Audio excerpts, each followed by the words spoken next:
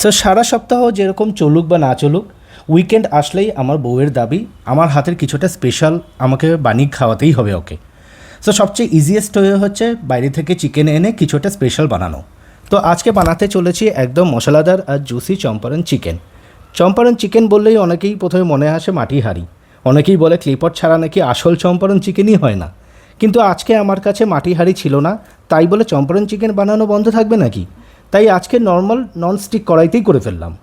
প্রথমে চিকেনের মধ্যে দিলাম পেঁয়াজ, রসুন, আদা আর একে একে বাকি সব মশলা। তারপর সব কিছু ভালো করে মাখিয়ে নেওয়ার পালা। এরপর সর্ষের তেলটা ভালো করে গরম করে নিলাম, আর সেই গরম সর্ষের তেলটাই দিয়ে দিলাম চিকেনের মধ্যে।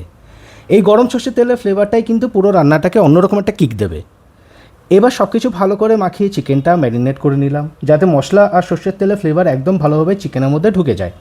ম্যারিনেশন হয়ে গেলে পুরো চিকেনটা দিয়ে দিলাম আমার ননস্টিক কড়াইতে, তারপর ঢেকে দিয়ে ধীরে ধীরে রান্না করতে দিলাম।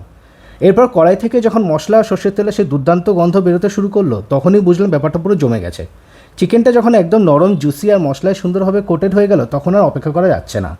তাই ক্লেপট ছাড়া থাকুক বা না থাকুক, রান্নার আসল ব্যাপার কিন্তু ফ্লেভার আর ভালোবাসা।